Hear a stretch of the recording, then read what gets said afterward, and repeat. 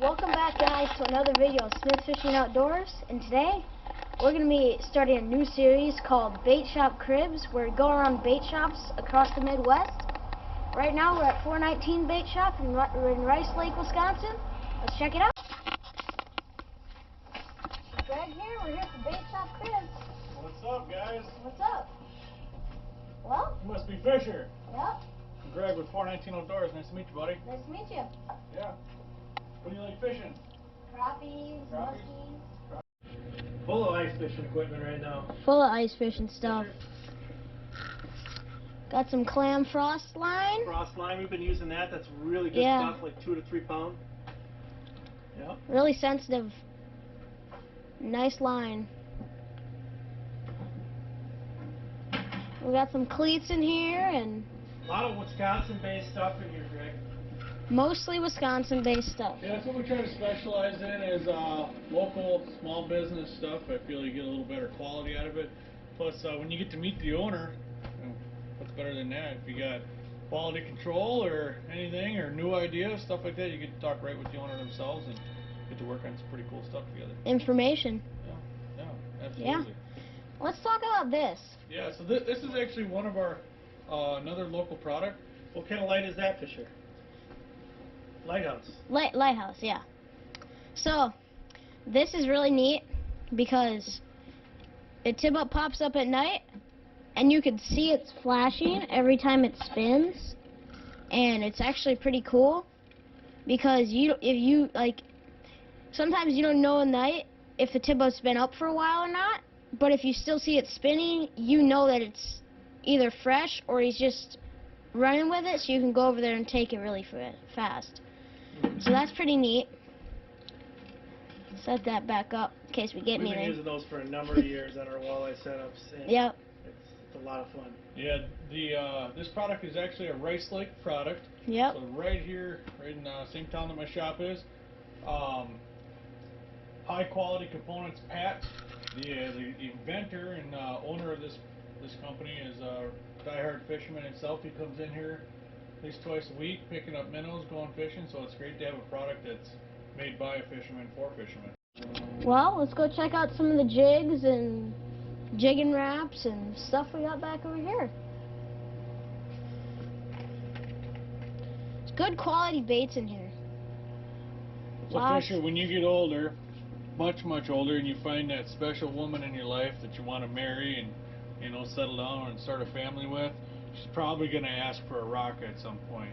And at that point, being a fisherman like you go over to the bait shop and you get yourself a crystallized jig, because they have Swarovski crystals for the eyes in them, so you can handle that. I think that's how that works. Maybe not. But La Crosse, Wisconsin, right here. Yeah. They're awesome. Lots of local baits. Yep. That's the neat thing of what Greg's got here in Rice Lake, is he's really catering to Wisconsin products. And I think that's so important. And we got some more baits here. Pretty nice. And we got some fresh bait here. Fresh some bait. Shiners. That's usually for Fisher and all of his friends when they come over. Hot tub party at the shop. Hot tub party. What's your baits you're selling mostly right now? So what's kind of popular right now? You're a crappie guy. Yeah. Right? Yeah, a little bit. So I mean, there's always it's crappie minnows. Me personally, I prefer rosy reds. They're not real popular for crappies, but it's something a little bit different. Gets them to bite. But later on in the season, everybody knows trophy pike fishing is as late in the season as you can get. When that water is actually flowing back into the hole when you're drilling a hole, that's really good. You get them real late days. Yeah.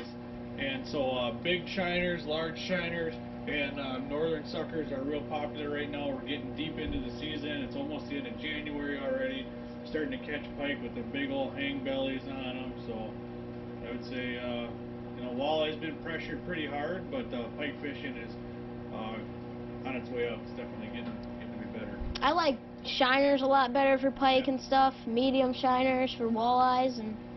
So Fisher, you might appreciate this. What are those? Oh, You've probably seen one of these a time or two. That's Musky. Northern Magic right there. Oh. All kinds of them. Nice big sucker. Yeah.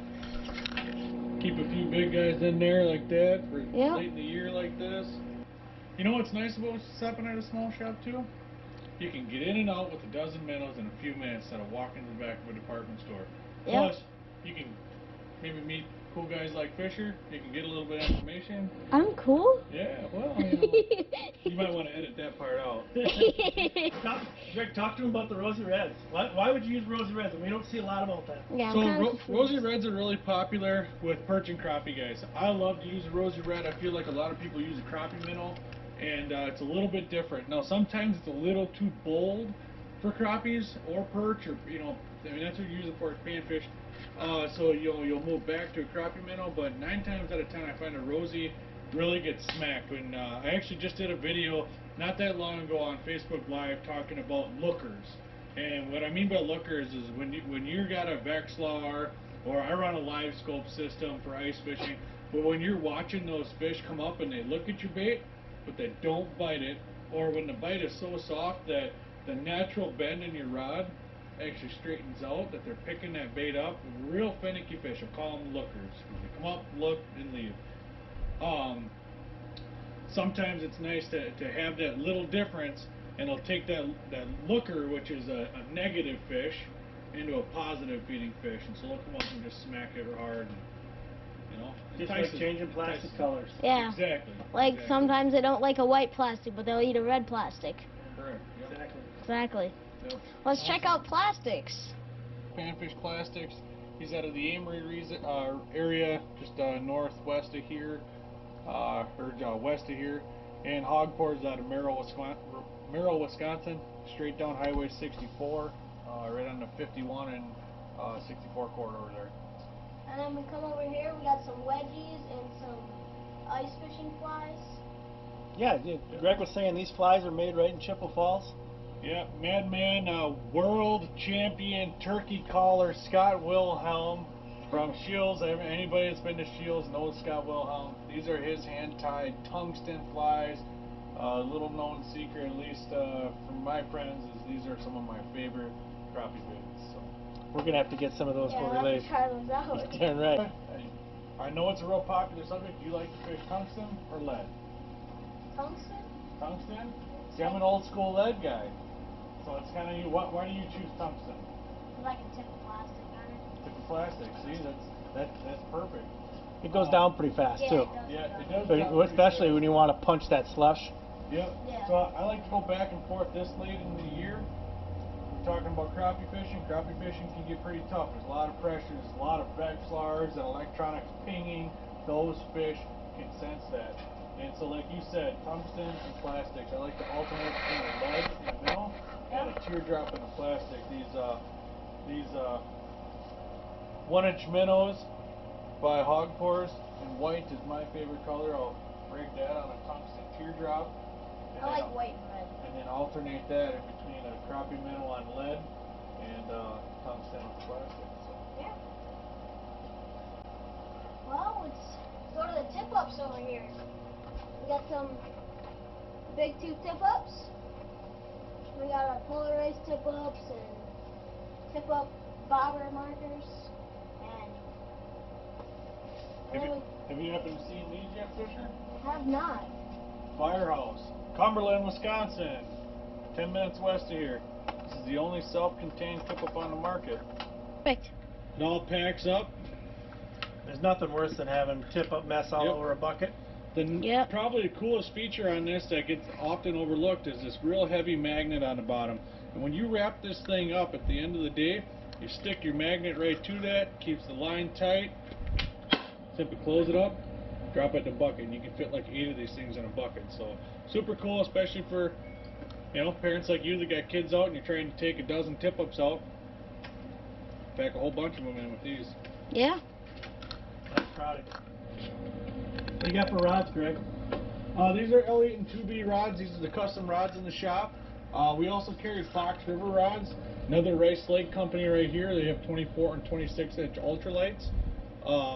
All great selection. We carry a lot of 1-3 stuff. free fall reels. Anybody that knows ice fishing knows free fall reels. We got combos over here. We got Fox River combos. We got pickle sticks, fray bills, a little bit of everything. Nice rods. Then we got your scoopers to scoop out the annoying slush in your hole when you can't drop your jig down when there's a lot of fish in the hole. Yeah, we've kind of got some tip downs up here too.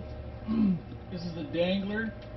Got one set up over there I can show you guys how to use, but another Birchwood product, about 18 miles northeast of here. Another great company, local company. Sullivan tip drops. He's got a Eau Claire. Here's one right here. Put your rod in there, and then when you get a bite, tips and the flag goes up.